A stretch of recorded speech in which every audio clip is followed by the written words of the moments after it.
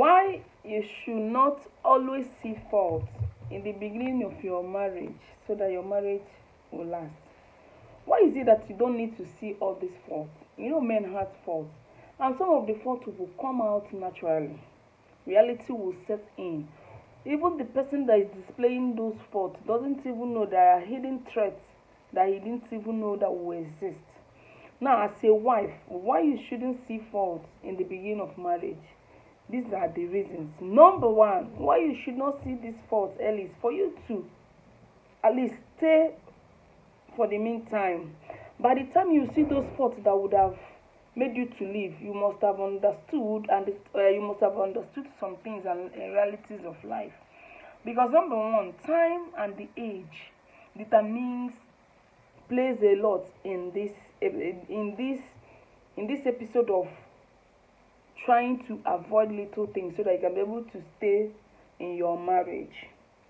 Yes, when you start seeing fault of a man at the beginning of that marriage, if it is something that you would have stayed longer, but because you started seeing those faults in the early stage, it will hasten up your decision to leave immediately. Whereas it is something you would have, you would have used matured mind to sort out. If it's something that as time goes on, so your children starts coming in, you would have used because of this or because of that to stay. So this is one of the reasons why you should not always try to see those faults. Number one, so that you can be able to do what? Stay married. Secondly, so that you can finish bearing children. I always tell people that knows me knows that I like kids. They'll say that I like kids. I don't know why they see that. But what I know is that the type of kids I like is balanced equation. And thank God God gave me that. Now, when you stay in marriage and pretend not to see some certain things, you tend to stay longer because, one, you will finish the assignment you came there to do. What is that assignment? Giving birth. And those kids you're going to give birth, they are your squad. They are your backup. They are your pride. You are mama this, you are mama that, are those children. Tomorrow you have somebody that will come to your rescue. They are those children. They will not leave you for any other person. Husband may come and go, but children will not come and go. They are yours, even if they want to hate you for one reason or another. But they are yours. These are your fruits. So these two things, there are others, but these two things are the main reason why you should not see fault at the early marriage. When you got married, just pretend you're not seeing a lot of things so that you can be able to stay and do other things you're supposed to do. Yes, get married, stay, give birth to kids. If there's anything, and some of those things you are seeing now might not even have effect tomorrow. Those of things you're seeing now that is making you to conclude your decision that I'm leaving, this is not going to work. At the long run may even stop happening. Maturity may set in, understanding may set in, the sacrifices, the lapses, the faults. You may start understanding, wow, for a man to do this, for a woman to do this means he cares, she cares. At the end of the day, you start understanding. And if you had left earlier on because you're seeing those faults in the beginning, you will start regretting. I have many of them that left because of one reason or the other. At the end of the day, they tend to understand that, wow, when they start relating with other people, they will know that their own was even sweeter than others. They start regretting because of what? They were too prognosing so much. A lot of people that have navigated towards this marriage, staying up to 10 to 15. When you understand the meaning of marriages, as from 10, 12, 11, 12, 15, you will now start seeing the shaker in the Boski shaking of shakeable marriages. Everybody will now come out. Oh, I have pardoned you, I have done this, since you have been doing this, I've been neglecting, I'm no longer going to cry for you, I'm no longer, you see those things you're doing, everybody will come out and start displaying characters. Some people that have felt betrayed, maybe wife or husband, will start saying, is it because I was keeping quiet? You see? So all those things comes with time. All those things comes with time. As time changes, as time progresses, people tend to drop some habits.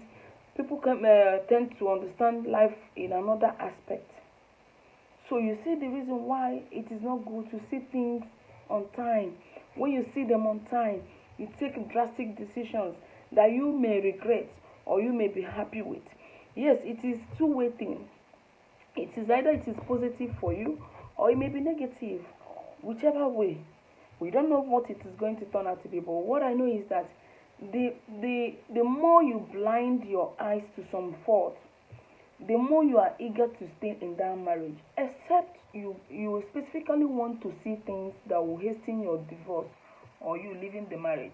But if you want it to last, if you want it to work, I think you should, just I'm trying to be doing this. You see them, but you are not seeing it. Don't too much ask a lot of questions. Or maybe if a man is telling you something, he's lying, of course.